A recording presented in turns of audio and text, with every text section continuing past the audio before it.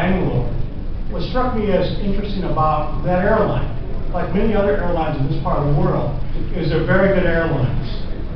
They leave at a certain time, they get in here at a certain time, you have an assigned seat. There are no issues whatsoever with a good airline.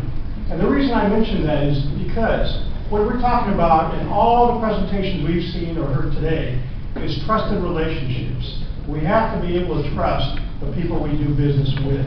Without that, that's when you have issues related to, I wonder what their reaction is going to be. I wonder how they're going to handle this situation. So when I think about these kind of presentations and TAPA, I think about developing standards that go towards a trusted relationship. So you know that when you're working with a subcontractor, a contractor, or a business partner, you know what they stand for in terms of their standards. Every company has standards. The problem is, every company's standards aren't very good. Some are good, some are exceptional, some are lousy. And that's why it's important to have a global standard that can be used by the smallest company to the largest company, so that there is a commonality in terms of how they react and deal with various issues related to supply chain security and concerns. I come from a buyer world. I'm not a logistics person. We buy services, okay? And what we look for in buying services, usually logistics providers, manufacturers, subcontractors, is someone that we can trust with our business. And so we are always looking for that trusted relationship. So I say to you that when you're looking for new employees, if you're looking for a business relationship, looking for another type of relationship or arrangement, look for people that you can trust. I will tell you that that's what you usually look for, whether it's your wife, your girlfriend, your husband, or whatever. You're looking for somebody you can trust. It's the same in this world. The standard itself has to be robust, and it's got to be resilient, and there needs to be a common understanding of what exactly that means. So that if I reach out for a new vendor for logistics in India, I know, oh, okay, they're TAPA certified. They have many employees who have gone through TAPA training. Their security process is quite robust and resilient. I think I can work with them.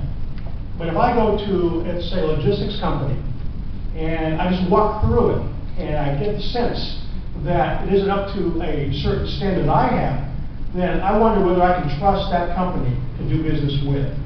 So the whole trust angle, for me, is the most important thing. That is the most important concept for me. Is I've got to be able to trust the company I'm working with. And I think you'll find with your management and your employees and everyone connected to your company, it's also very important to them too. They have to be able to trust. So how do we go about doing that? It's very easy. We have networking sessions, such as we have during these presentations. We have good presentations like the one we saw earlier today. We develop a sense of trying to understand who these other professionals are in the business, so that we can figure out how to work together in trying to minimize risk throughout our supply chain or throughout the businesses that we run or that we have. And so it's all these sorts of activities to me that are very important to how we should address some of the issues that are out there.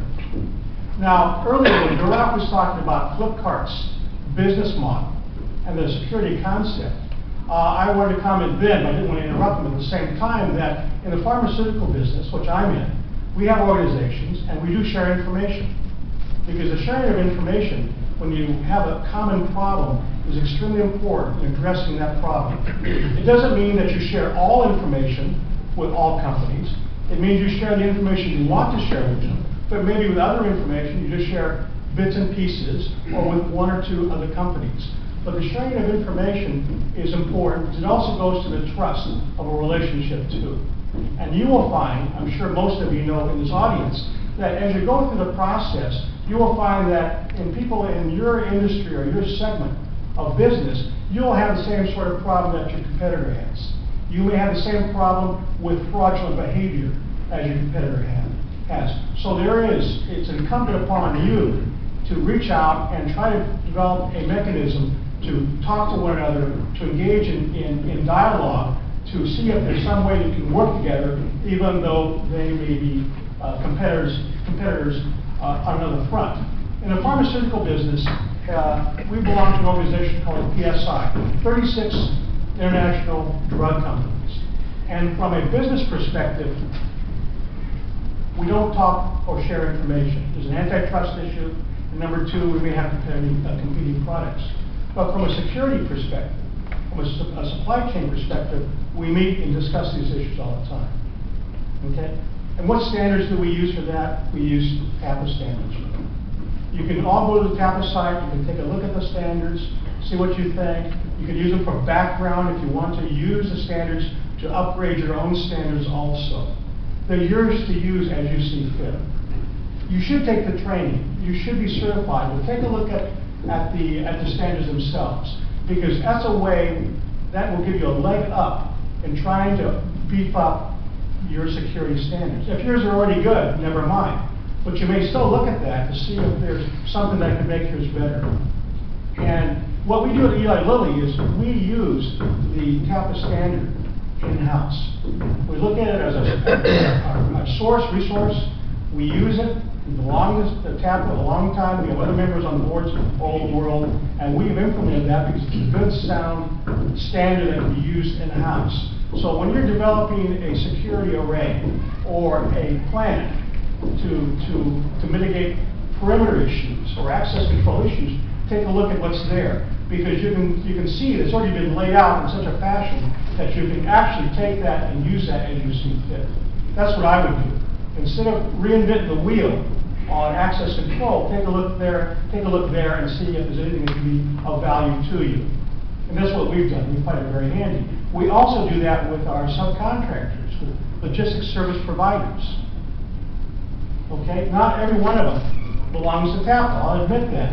But we hold them to the same standard. They've got to pass that standard. So it's important to tell them that, because why not just go ahead and get certified as a site? If we hold you to the same standard, and other pharmaceutical companies do too, why don't you just go ahead and do it? So that's a convincing argument. You may not hear that now, but you may hear it someday. And so I suggest to you, and I propose, that you take a look at that, you go and you take the FSR or the TSR and be certified. I passed it. And if I can pass it at my advanced age, everybody in this room can pass it, okay? So I would say take the course. It's taught here in India. We do have an annual conference this year in Ho Chi Minh City, which is the 6th or 7th of October. You're all invited. You can apply, you can participate. We've got training there, plus we have our annual conference. Please visit us. You're going to have about 200, 250 security, supply chain, process professionals from all over Asia there, and from Europe and the US present, and you can share information with them too. And in that group, you'll have security professionals, you'll have buyers, manufacturers, you'll have logistics providers, you'll have all sorts of business segments that are going to be represented during that conference. Okay, but if you can't make it to that, you should take some time to look at the TAPA website and contact me if you have any questions. I'll leave you my business card, and let's see if we can work together in trying to mitigate some of the risks that we see in the supply chain and in your businesses. Okay? So that's pretty much all I have to say. Okay? That was supposed to be done at 9:30 this morning, so it doesn't fit in with the time frame, but I couldn't make it.